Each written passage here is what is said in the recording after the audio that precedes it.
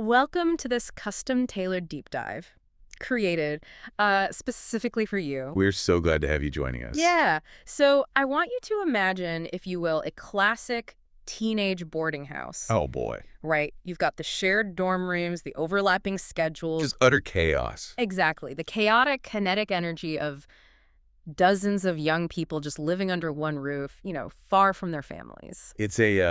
It's a brilliant but messy collision of growing up. It really is. Yeah. Now, I want you to picture someone stepping right into the middle of that modern chaos. Okay. But it's not a stressed-out housemaster checking curfews. Right. And it's not a strict teacher demanding quiet. It is Confucius. The ancient Chinese philosopher himself. Yeah, exactly. Just standing in the middle of a common room, perhaps. Yeah. Surveying a sprawling pile of unwashed coffee mugs. Unwashed mugs, abandoned textbooks. Tangled charging cables everywhere. Totally. I mean, it sounds like the inciting incident for a sitcom. It really does. But it's actually the premise of the fascinating source material we're looking at today. Which is such a unique angle. It is. We are exploring a document titled, What a Boarder Can Learn from Confucius. And, the mission of our deep dive today is to really examine how this ancient wisdom, Specifically, his teachings on respect, responsibility, kindness, things like that. right, how that daily effort maps perfectly onto the very modern trials and triumphs of boarding school life. It's essentially this philosophical shortcut to figuring out how to, live well with other human beings. Which is harder than it sounds. Oh, absolutely. Yeah. So, okay, let's unpack this. Well, the intersection of these two worlds is actually, it's less absurd than it might initially seem. Wait, really? Because it seems pretty absurd. I know. We often think of Confucius as this distant ivory tower intellectual. Right, like just writing scrolls all day. Exactly. But historically, he essentially ran his own version of a boarding house. Oh, I hadn't thought about that. Yeah, he traveled extensively during the spring and autumn period of Chinese history. Which was a time of massive political chaos, right? Massive chaos. Yeah. Total social upheaval. And he was accompanied by this large group of disciples. So they were all just living together. Living together, eating together, debating together, and honestly, undoubtedly annoying each other. Because that's what happens when people live together. Right. He wasn't just theorizing about harmonious societies in a vacuum. He was actively managing it. Yes, managing the intense group dynamics of his own followers, day in and day out. So he was dealing with the original messy roommates? Pretty much. That's hilarious. And we begin our analysis at the absolute foundation of any functional group. Because before a boarding house or any shared living space really can be this idealized environment of high-level academic learning. Or profound personal discovery. Exactly. Before any of that, it simply has to be a livable community. You cannot focus on your calculus homework. No, you can't. Or, for you listening, your upcoming corporate presentation. Right. You can't focus on that if you are constantly engaged in psychological warfare over who left a wet towel on the floor. Or who drank the last of the milk. It's impossible. What's fascinating here is how Confucius actually defines the bedrock of that livable community. Right. How does he frame it? For him, the absolute foundation of a harmonious society is respect, Okay. which he conceptualized through principles like lie. The lie. Yeah, Yeah. often translated as ritual propriety or etiquette. But in the context of boarding life, our source material draws a very sharp distinction, doesn't it? It does. It points out that respect in this environment goes far beyond just like mere compliance with institutional rules. It's not just nodding at the headmaster in the hallway. No. Or making sure you're physically in your bed by the 10 p.m. curfew. Right, because that's just avoiding punishment. Exactly. Compliance is about surviving the system. While respect is about building the culture. That's a great way to put it. The everyday examples provided in the text are highly specific and highly interpersonal. Like what? Well, it's the act of truly listening to a peer rather than just waiting for your turn to speak. Oh, that's a big one. Yeah, it's maintaining polite discourse, particularly when a severe disagreement arises. Which happens a lot with teenagers. Constant. And it's the active stewardship of shared spaces. Okay, I want to pull on that thread about shared spaces for a second. Go for it. Because a boarding house is essentially, it's a micro-country. A micro-country. I like that. Right. Think about the shared kitchen or that common room with the beat-up sofas. Yeah, That is the public square of this micro-country. it really is. And everyday politeness acts as the diplomatic treaty. Oh, that's a perfect analogy. It prevents an all-out civil war over unwashed dishes or, someone playing bass-heavy music through the thin walls at midnight. Taking that diplomatic treaty analogy further, we have to look at the psychological mechanism at play there. Okay, what do you mean? Like, why does cleaning your own mug or keeping your voice down actually build a society? Right. Why does it matter so much? It's because respect is the primary engine of trust. Trust. Okay. Yeah, when you actively listen to a peer you fiercely disagree with, you're sending a signal. A biological and psychological signal. Exactly. A signal that says your perspective has value and you are safe here. That's huge. And when you clean up a mess you made in the kitchen... The signal is, I value your experience of this shared space just as much as my own. And we know from modern sociology that without that baseline of trust, a community just devolves. Into a state of chronic low-level stress. You're constantly on guard. Yeah, you're in fight-or-flight mode over the thermostat. Which completely shuts down the brain's ability to engage in higher-order thinking. You cannot self-actualize when your nervous system is treating your roommate like an active threat. So true. But when this specific brand of Confucian respect becomes a habit? The entire atmosphere of the house undergoes this physical and psychological metamorphosis. The low-level stress just evaporates. Yes. People feel significantly safer. They feel fundamentally valued. And the natural byproduct is a spontaneous willingness to support one another. It stops being a place where you're just surviving the presence of other people. And starts being an ecosystem where you can actually breathe.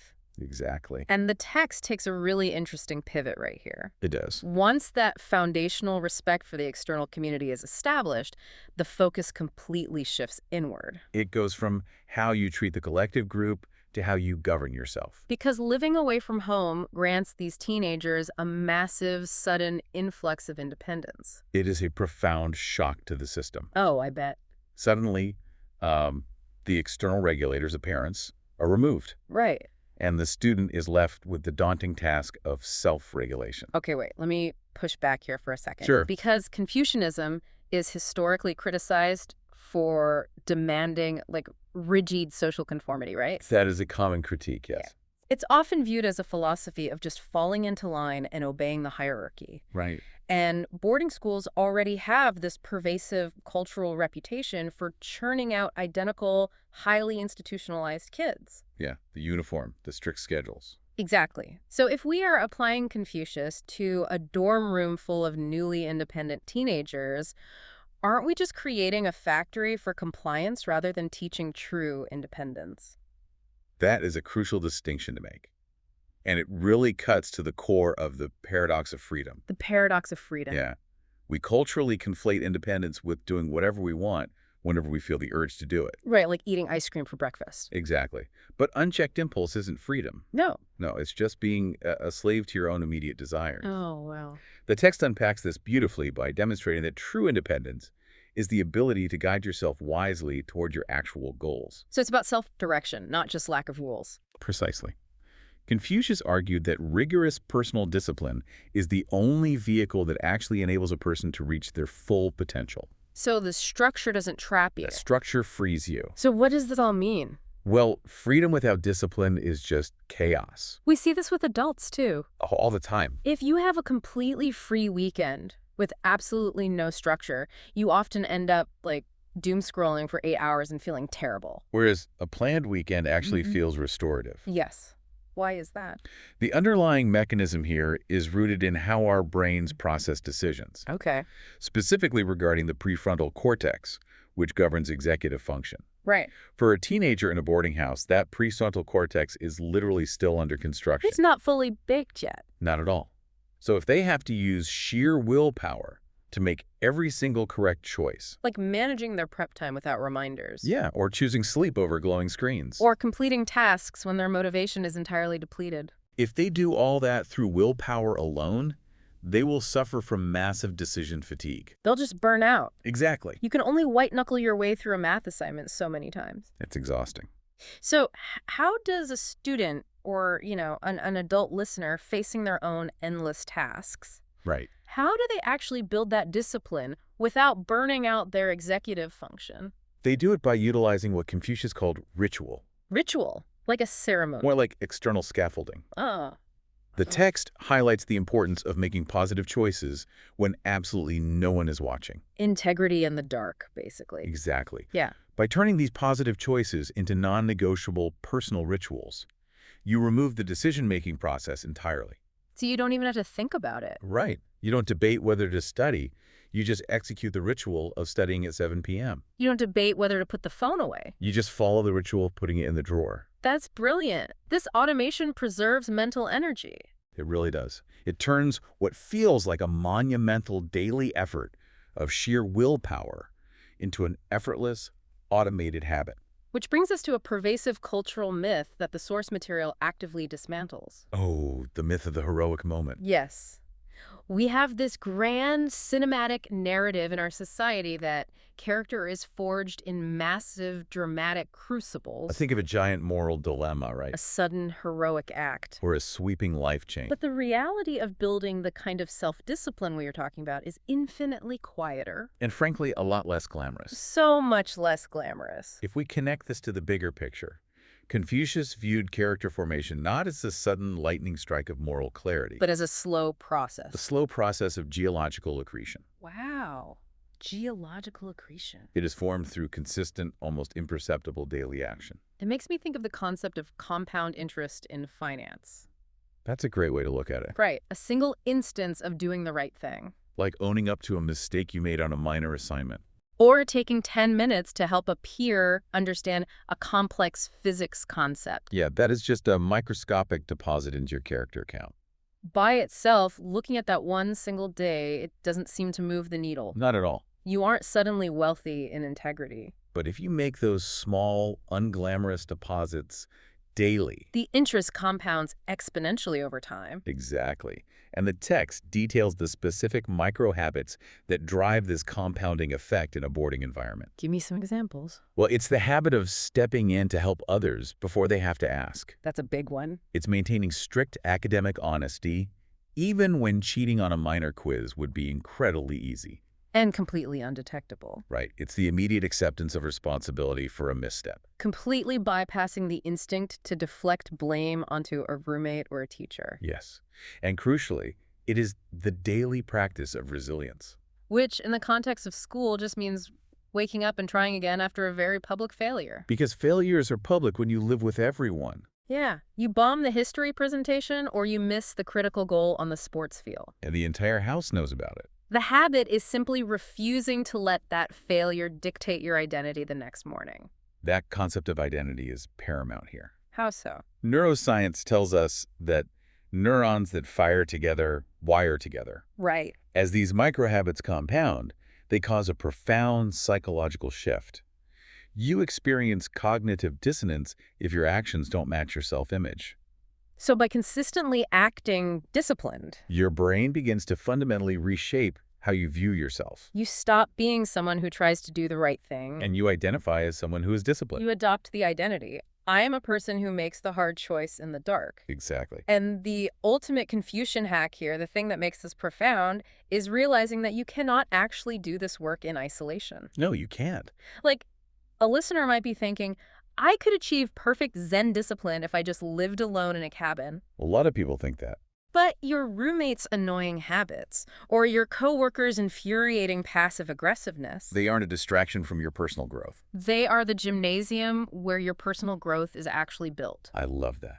The gymnasium of character. You need the friction of other people to lift the heavy weights of character. And the boarding house provides an intense, inescapable friction. It really does. And as those internal, quiet, daily habits compound inside the individual student, the dynamic shifts. The growth cannot be contained internally. No, it inevitably spills back out into the broader community. Here's where it gets really interesting. Oh, yeah. Because the source material suggests that these compounding personal habits turn everyday boarding house interactions into a masterclass on navigating the human experience. It really transforms ordinary, unassuming students into profound leaders. It requires us to completely reframe what education actually is. Confucius viewed learning as a holistic, lifelong journey, Completely unbound by the physical limits of a classroom. or the rigid structure of a syllabus. Right. The text frames boarding life as a 247 educational environment where the most critical lessons happen at dinner table And hallways. and during late-night conversations. They are learning the mechanics of a globalized world just by existing in that space. Absolutely. They are navigating life with peers from vastly different cultural backgrounds. Meaning they have to translate not just language, but deeply held cultural assumptions. Assumptions about personal space, communication styles, and conflict resolution. They're collectively solving logistical problems. They are negotiating compromises when two people desperately need the same limited resource at the exact same time. The shower, the microwave. Exactly. The document stresses that an active posture of curiosity and openness is the required catalyst to turn these daily frictions into actual wisdom. So learning in this Confucian framework isn't about accumulating facts to achieve a high grade. No, it is about the deliberate process of becoming a more capable, adaptable human being. And as a student becomes more capable, the power dynamic within the house naturally begins to shift. Which challenges our conventional understanding of authority. Normally, when we think of student leadership, we immediately picture the loud, visible markers. The head boy, the head girl. The vocal captain of the debate team. The kids wearing the literal enamel badges on their blazers. Right. This raises an important question. Okay. What does true leadership look like when an individual possesses absolutely no official title No formal authority. and no institutional power to enforce their will? That's a great question. Confucius strongly advocated that the absolute most effective leaders are those who influence a community through the undeniable weight of their personal conduct. Rather than through coercion or command. Exactly. It is the subtle art of quiet leadership. Yes, quiet leadership. The source outlines the anatomy of this quiet leadership in practice. What does it look like? Well, a boarder is leading when they maintain emotional regulation and stay visibly calm during a high-stakes, high-stress period, Like the week of final exams. when the collective anxiety of the house is peaking. Right. They lead when they notice a younger student struggling with homesickness. And quietly offer support without making a spectacle of it. Exactly. They lead by being a consistent, predictable model of fairness in everyday interactions. They are essentially acting as the emotional thermostat for the entire house. The emotional thermostat. That's good. It's the sociological phenomenon of emotional contagion, right? Yes. If the quiet leaders in a room remain grounded, the physiological arousal of everyone else in that room naturally begins to drop. The temperature regulates. They don't have to shout orders to calm everyone down. They just have to embody the calm. And the community unconsciously calibrates to their standard.